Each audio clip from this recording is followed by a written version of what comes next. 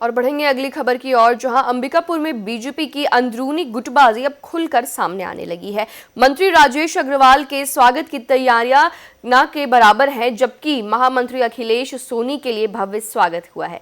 जिला अध्यक्ष की सफाई के बावजूद जब अब तक मंत्री का स्वागत नहीं हुआ। टीएस सिंहदेव ने इस पार्टी का आंतरिक मामला बताया है।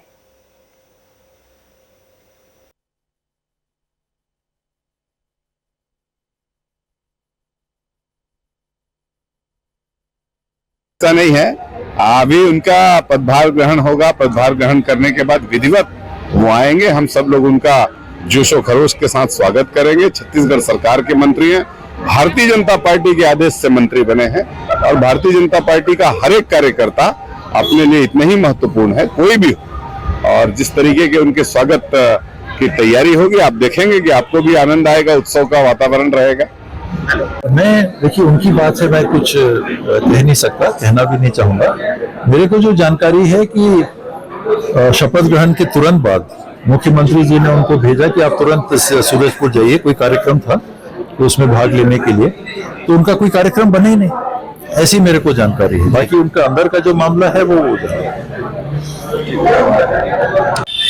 भारतीय जनता पार्टी जिला सरगुजा की इकाई में कहीं ना कहीं अंदरूनी गुटबाजी जो है वो अब देखने को मिलने लगी है। आपको बता दें, अंबिकापुर विधायक राजेश अग्रवाल को छत्तीसगढ़ शासन में मंत्री बना दिया गया है, परंतु जो प्रदेश भाजपा के महासचिव बने हैं उनका स्वागत भव्य तरीका से किया जाता है। और राजेश अग्रवाल के मंत्री बनने के बाद अब तक जो है वो उनका शासकीय मकान सूना पड़ा हुआ है। राजेश अग्रवाल अब तक अंबिकापुर नहीं पहुंचे हैं, ना ही प्रथम आगमन पर उनका किसी प्रकार का कोई स्वागत किया गया है और ना ही अब तक स्वागत की तैयारी है। बहरहाल देखने वाली ये बात होगी, क्या ये जो गुटबाजी है ये खुलकर सामने आएगी या अंदरूनी गुटबाजी यूं ही चलती रहेगी। विनीत मिश्रा, रफ्तार मीडिया के लिए, अंबिका।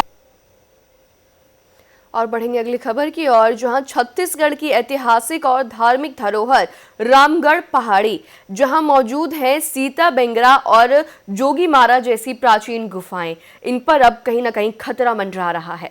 परसा केते कोल खदान के कारण यहां की गुफाओं में दरारें आ रही हैं और अब इस पर सियासत भी खूब तेज हो रही है। पूर्व उप मुख्यमंत्री टीएस सिंहदेव ने प्रेस कॉन्फ्रेंस कर इस पर गहरी चिंता जताई है और कहा कि यह सिर्फ पुरातत्व स्थल नहीं, छत्तीसगढ़ की आस्था और पहचान है, जिसे बचाना बेहद जरूरी है। अब देखने वाली बात यह है कि अंबिकापुर विधायक और पर्यटन मंत्री राजेश अग्रवाल इस पर क्या कदम उठाते हैं। क्या सरकार इस धरोहर को बचाने के लिए आगे आएगी या फिर यह संस्कृति भी विकास की बलि चढ़ेगी।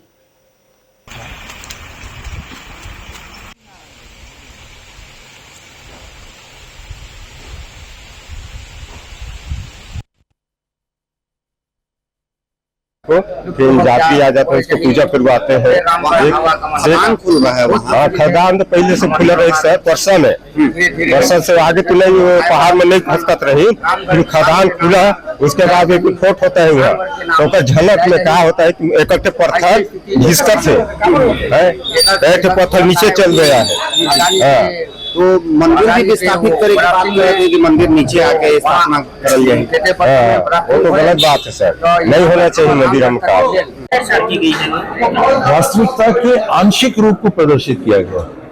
बिंदु क्रमांक जिसे हम KX6 कहते हैं, कलेक्टर साहब की रिपोर्ट में बिंदु क्रमांक KX6 से सीता बेंगरा की दूरी को 10 कुछ किलोमीटर दिखाया गया और ये कह के कि ये 10 किलोमीटर से ज्यादा है इसलिए अनुमति दी जा रही है।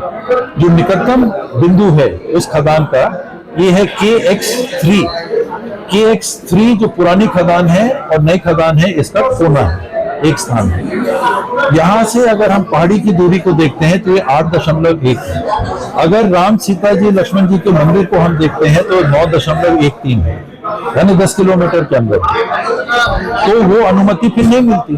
तो आपने एक बिंदु की दूरी को दिखा के अनुमति दे दी, जबकि विद्यमान धार्मिक स्थल और अत्यंत महत्वपूर्ण जन आस्था का, जन विश्वास का